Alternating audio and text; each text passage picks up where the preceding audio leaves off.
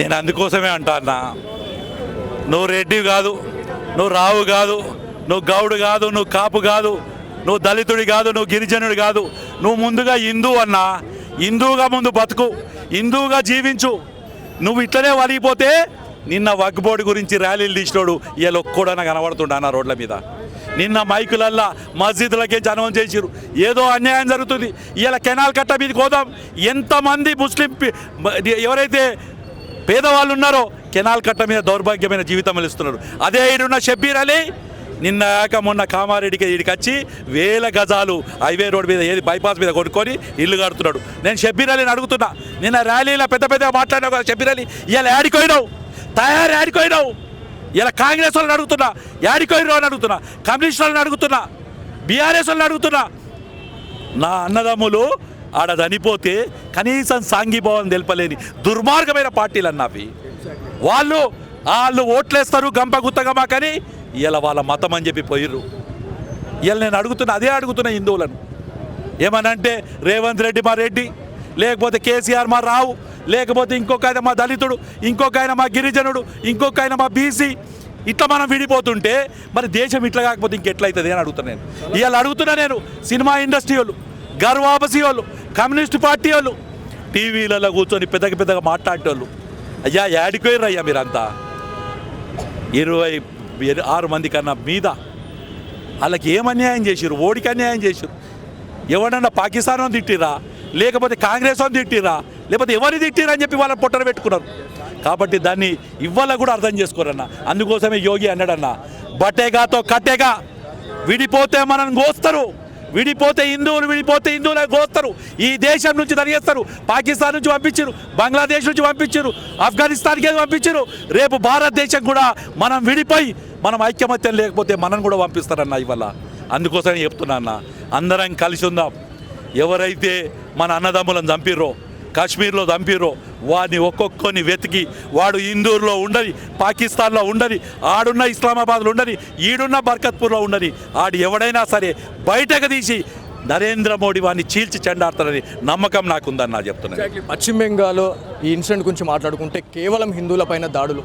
So దీని గురించి కేంద్ర ప్రభుత్వం ఎలాంటి చర్యలు తీసుకోబోతా ఉంది? ఇప్పటికీ అట్లాంటి మారణకాండాలు ఇంకా ఆపని పరిస్థితి ఉంది. సో దీని గురించి ఏం చెప్తారు? దుర్మార్గమైన కొన్ని రాష్ట్రాలలో కాంగ్రెస్ పార్టీ కానీ, కమ్యూనిస్ట్ పార్టీ కానీ, కమ్యూనిస్టులకి పుట్టిన సంకర జాతి మమతా బెనర్జీ లాంటి వ్యక్తులు కానీ, వీళ్ళంతా కూడా హిందువుల మీద దేశం పెట్టుకొని బంగ్లాదేశ్ నుంచి రోహింగ్లను, బంగ్లాదేశ్ ముస్లింలను, పాకిస్తాన్ ముస్లింలను భారతదేశంలో తీసుకొచ్చి వాళ్ళకి ఆధార్ కార్డులు ఇచ్చి, ఓటర్లు ఇచ్చి, ఇవాళ నేను హైదరాబాద్లో చూస్తానన్న, విజయపూర్ కాలనీ అని టోలీ చౌకీ దగ్గర ఉంటుంది. టోలీ చౌకీ కాలనీలో అక్కడున్న ఈ ముస్లింలు భయపడి పక్కగా చిల్లులు కట్టుకుంటున్నారన్న. రోహింగ్ల పిల్లలు ఫుట్బాల్ ఆడితే ఆడనిస్తలేరు, వీళ్ళు పోయి కొడుతున్నారు. నేను ముస్లింలకు చెప్తున్నా, రేపొద్దున మీ పరిస్థితి ఇంతే. ఇలా పాకిస్తాన్లో ఎట్లయితే అడక్క తింటున్నారో, రేపొద్దున వీళ్ళందరూ వేరే దగ్గరికి వస్తే ఏదైతే పశ్చిమ బెంగాల్ ఉందో, బెంగాల్ ఉన్న వాళ్ళ పరిస్థితి కూడా పాకిస్తాన్ కన్నా అధ్వానంగా దాబవుతుంది. ఇలా నేపాల్లో కళ్ళు తెరుస్తురన్న, మళ్ళీ హిందూ రాజ్యం కావాలని వాళ్ళు అనుభవించింది చెప్తున్నా నేను. ఇవాళ ఇవన్నీ కూడా ఉదాహరణలు చెప్తున్నా. నేను ఇవాళ అడుగుతున్నా, నిన్న 1000 మందితో తీసిన షబ్బీర్ అలీ ఎటు పోయినవయ్యా ఇయ్యాల అని అడుగుతున్నాను. ఆ కాంగ్రెస్ పార్టీ నాయకులు, ఆ కమ్యూనిస్ట్ పార్టీ నాయకులు, ఇలా ఎంఐఎం పార్టీ నాయకులు నిన్న జాతీయ జెండాలు పట్టుకొని తిరిగిరు. యాడిపోయినాయా ఇయ్యాల మీరంతా? జాతీయ జెండాలంటే ముస్లిం వనికిస్తే జాతీయ జెండాలా, భారతీయ వనికిస్తే జాతీయ జెండాలద్దా? నేను ఇవాళ అదే అడుగుతున్నా. ఇవాళ ఎప్పటికైనా హిందువుల కోసం కానీ, భారతదేశం కోసం కానీ, అన్ని వర్గాల కోసం ఉండే ఏకైక పార్టీ భారతీయ జనతా పార్టీ అని తెలియజేస్తుంది. యావత్ భారతదేశ వ్యాప్తంగా ఎవరి మొబైల్స్ ఓపెన్ చేసినా కూడా సోషల్ మీడియా, ఇన్స్టాగ్రామ్, ఏదైతే యూట్యూబ్ కానీ ఏది ఓపెన్ చేసినా కూడా ఏదైతే ఈ ఉగ్రదాడి గురించే బయటకు రావడం జరుగుతూ ఉంది. సో మిలిటరీ యూనిఫామ్ వేసుకొని ఈ దొంగ దెబ్బ తీయడం ఏందని చెప్పేసి చాలామంది సోషల్ మీడియా వేదికగా చాలామంది ఆగ్రహం వ్యక్తం చేస్తున్న పరిస్థితి ఉంది.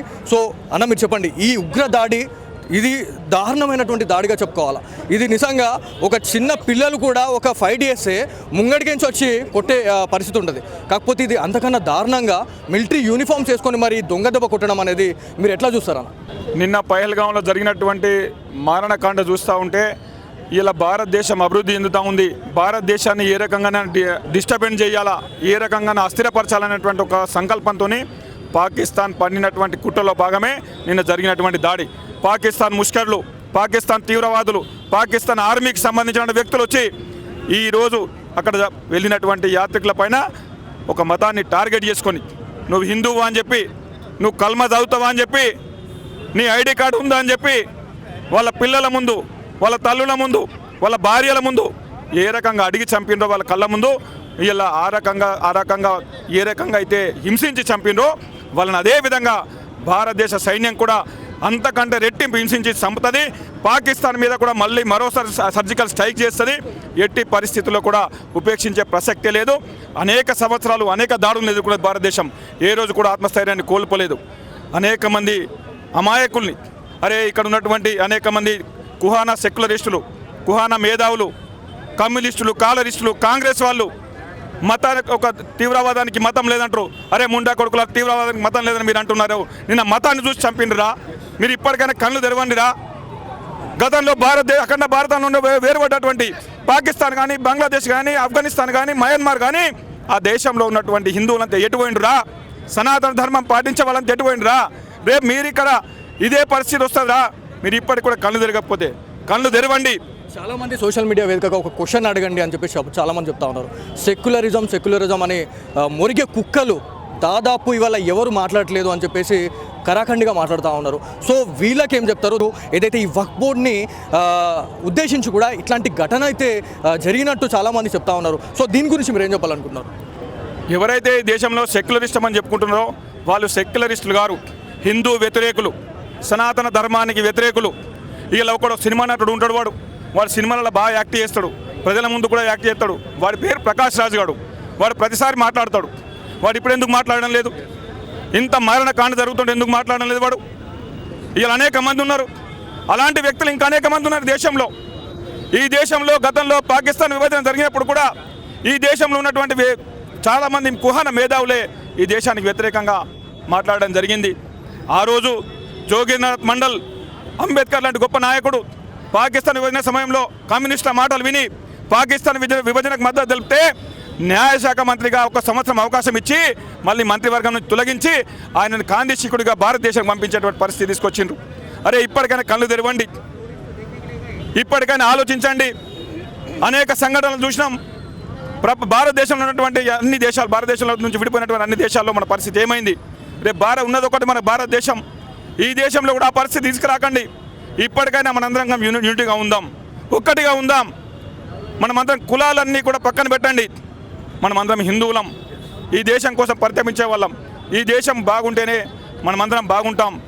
ఈ దేశం బాగుండాలంటే, ఈ దేశ భవిష్యత్తు బాగుండాలంటే, భావితరాల భవిష్యత్తు బాగుండాలంటే నరేంద్ర మోడీ నాయకత్వాన్ని బలపడదాం. నరేంద్ర మోదీ గారు హిమాలయాలకు వెళ్తారు, యోగి మఠంలోకి వెళ్తాడు. అప్పుడు మీరు అందరూ ఏం చేస్తారని చెప్పేసి ఒక ముస్లిం నాయకుడు అంటే ఒక్క హిందూ చీముడెత్తున్నటువంటి ఒక్క నాయకుడు కూడా స్పందించలేదు. ఇంకెప్పుడు స్పందిస్తారు? యోగి మఠాలకు ఓడు, మోడీ హిమాలయాలకు ఓడు. ఈ దేశాన్ని పూర్తిగా చక్కబెట్టిన తర్వాతనే ఈ దేశంలో ఏదైతే ఏ లక్ష్యం కోసమైతే ఈ దేశంలో భారతీయ జనతా పార్టీ ఆవిర్భవించిందో ఆ లక్ష్యాల్లో దాదాపు 60-70% ఇప్పటికీ నెరవేరినాయి. మేము 370 ఆర్టికల్ తొలగిస్తామన్నాం, రామ మందిర నిర్మాణం చేస్తామన్నాం, సిటిజన్షిప్ అమెండ్మెంట్ యాక్ట్ తీసుకొస్తామన్నాం, అన్నీ తీసుకొచ్చాం.